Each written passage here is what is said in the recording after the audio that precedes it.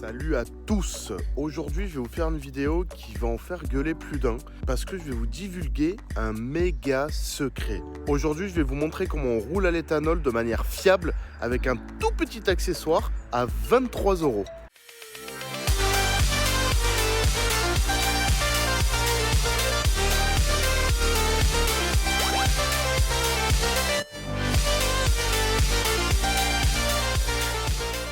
Quand je parle de rouler fiable, c'est-à-dire on va éviter tous les démarrages intempestifs où ça démarre, ça cale, ça démarre, ça cale, il faut attendre 5 minutes, le manque de puissance dès le départ de la voiture quand elle est à froid. Donc je vais vous montrer comment on peut résoudre tous ces problèmes et du coup pouvoir mettre de l'éthanol dans votre voiture sans éviter tous ces faux démarrages et sans éviter d'attendre que la voiture se régule au bout de 5 minutes. On va installer cette petite modification sur le Honda HR-V que j'ai ici, qui est donc le véhicule secondaire de ma femme. Je vais vous montrer tout de suite, à l'heure actuelle, véhicule froid, comment il démarre et quelle est la réaction du véhicule avec un réservoir rempli à 100% d'éthanol sans modification. Et après, on va faire la modification et on va voir du coup la différence. Allez, je vous montre tout de suite à quoi ça ressemble.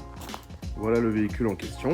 Petit Honda HR-V, 1,6 litre, 105 chevaux, je crois, de mémoire. Et je vais vous montrer du coup ce que ça donne le matin quand on le démarre. Vous allez voir, c'est pas exceptionnel quand même. Voilà, donc là le véhicule est froid, donc je vais le démarrer pour la première fois de la journée. 100% éthanol, vous allez voir ce que ça donne.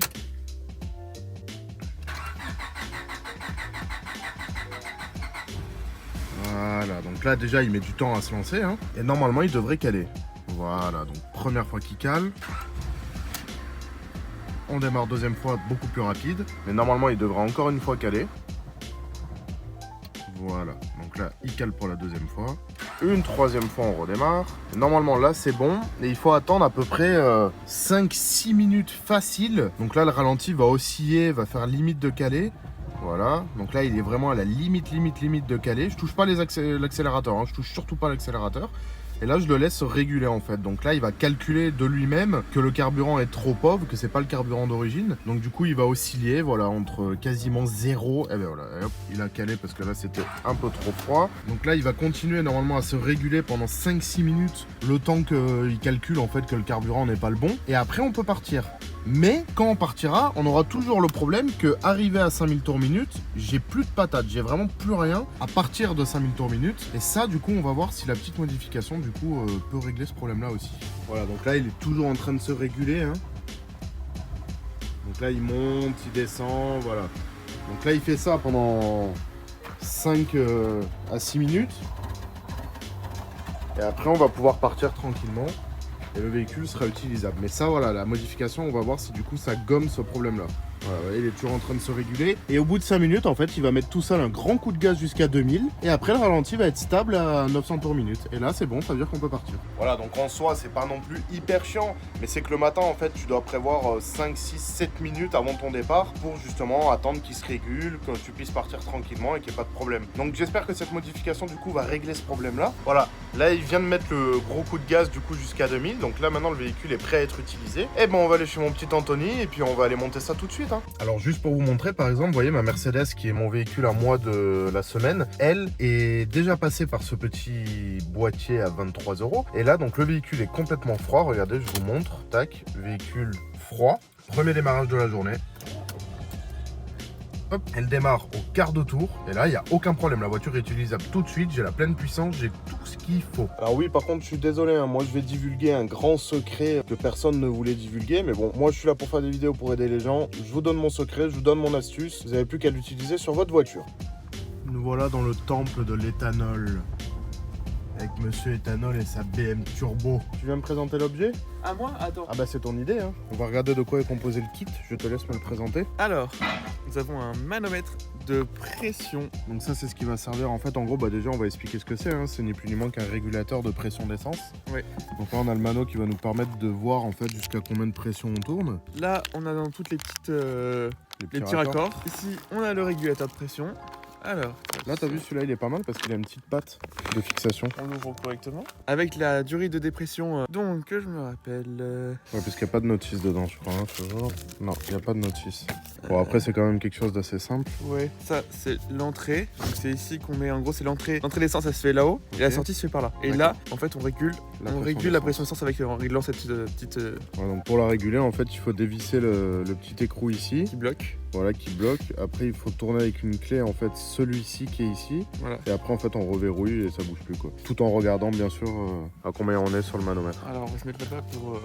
Allez, on va commencer à monter ça. Bon, là, en gros, on va créer une étanchéité, en fait, entre ce raccord, le pas de vis, pour que ça rentre là-dedans, et puis pour éviter qu'il n'y ait aucune fuite, en fait. Donc, il y a deux solutions, soit mettre du téflon autour du filetage, soit là, Anto va opter pour mettre de la pâte à joint.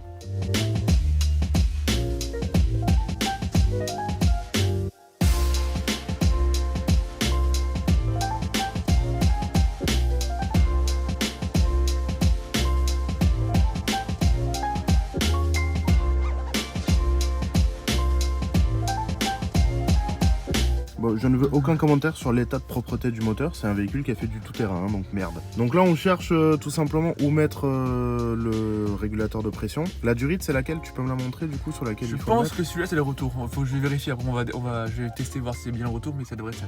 D'accord. Parce que là il y a le filtre d'essence, donc j'imagine que ça c'est l'arrivée d'essence. Ouais. Et là ça va être le retour, à valider. D'accord. Voilà, là il a placé le régulateur de pression du coup pour voir si ça rentrait bien.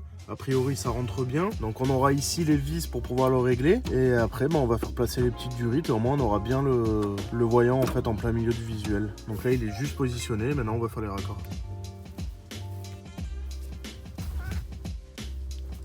Mets un coup de contact juste pour voir d'où elle sort l'essence et tu devrais un peu d'écarter comme ça te jette dans la gueule. Ah ouais mais bon, Tu sais c'est un métier à risque tu dors. Ouais, oh c'est bon, putain, stop. C'est bon, c'est bien le retour. Ok.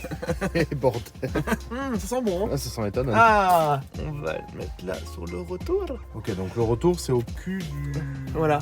L'essence elle arrive là, c'est là où il y a le manomètre en fait. Ok, d'accord. Donc le retour au cul du régulateur. Voilà. Et en dessous l'arrivée qui est le retour de la rampe quoi. Ouais. Voilà. Là tu rajoutes en fait un morceau de durite. Exactement. Donc là il vient d'installer une nouvelle durite pour l'arrivée d'essence ici, qu'on a relié du coup au bas du régulateur de pression. On va verrouiller le tout avec les colliers et après on va procéder au réglage.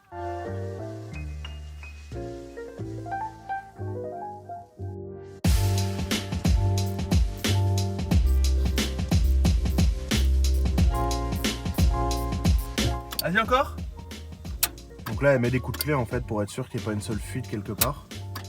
A priori, ça a l'air bon.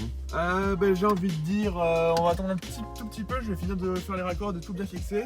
Et après on va le... Pour l'instant il n'y a pas de fuite. Voilà ça y est, donc là le régulateur de pression est maintenant fixé, là il bouge plus du tout. Donc les durites sont mises, ici la durite de dépression elle n'est pas encore mise parce qu'on n'avait pas assez de durite, donc il faudra aller se repiquer sur celle-ci. Il m'a dit que c'était pas forcément important, c'est juste que ça régule de 0,5 de différence pour stabiliser le ralenti. Donc après je rentrerai à la maison, j'enlèverai celle-ci, je mettrai un petit raccord et j'irai du coup la rallonger pour relier directement là-bas. Donc c'est pas très grave tout de suite maintenant si elle n'est pas mise.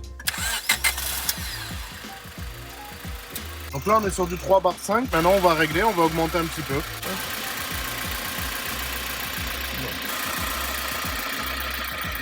On met 4,5 ? Voilà, là c'est bon. Donc là le HRV il est réglé à 4,5 bars. Donc là théoriquement à froid on devrait avoir moins de problèmes et on devrait avoir récupéré la puissance du véhicule et du coup tourner à 100% éthanol de manière on va dire fiable. Bon on va tester maintenant pour voir ce que ça donne. Est-ce qu'on a récupéré de la puissance qu'on avait perdue avant ? Ok, c'est bon. Bon, déjà gros point positif, j'ai plus le trou à partir de 5000, du coup où la voiture s'est soufflée complètement. Là après quand on passe vraiment les 5000, avant on sentait vraiment en fait qu'il y avait un trou clairement de puissance. Là a priori rien. Là c'est bon, la voiture a récupéré sa puissance dans les tours. Donc déjà gros point positif. Reste à vérifier à froid maintenant si la voiture va avoir des problèmes pour démarrer ou pas. Mais là en tout cas le comportement est revenu exactement comme si on tournait au 98. Là il n'y a aucun problème. Bon, une bonne chose de faite, maintenant on va le laisser refroidir et on va voir maintenant au prochain démarrage à froid si la voiture galère à démarrer ou si du coup maintenant elle pourra partir plus rapidement et le ralenti sera stable plus rapidement. Allez, on va démarrer le HRV. Ça fait 2-3 heures maintenant qu'il est arrêté. On va voir maintenant l'évolution du démarrage par rapport à tout à l'heure. Alors, qu'est-ce qu'on a de beau là-dedans? Contact. Le moteur est bien froid, on est d'accord. Allez, on va tester.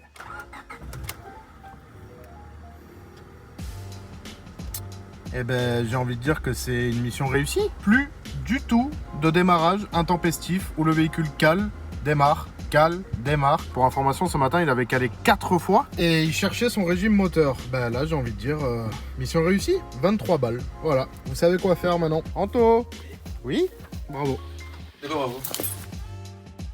Tu as fait que le HRV est fiable. Fiable. Il a démarré parfaitement bien. À froid. À froid. Ouais. Il n'a pas calé et il était au starter et tout était nickel. Bah tant mieux. Nickel. Si vous avez des questions, hein, au pire, il est là.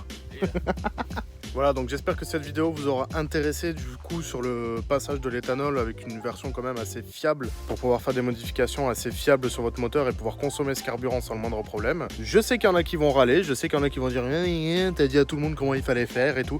Bah ouais, moi je suis là pour partager, je suis là pour vous faire partager ce que je fais et quand j'ai des découvertes, et ben ouais, nous on les partage ici. J'espère que cette vidéo vous aura plu et je parle pas de ce qu'on vient de voir là. Donc si c'est le cas, vous vous abonnez, vous mettez un petit pouce bleu et je vous dis à bientôt dans la prochaine vidéo. Allez, salut!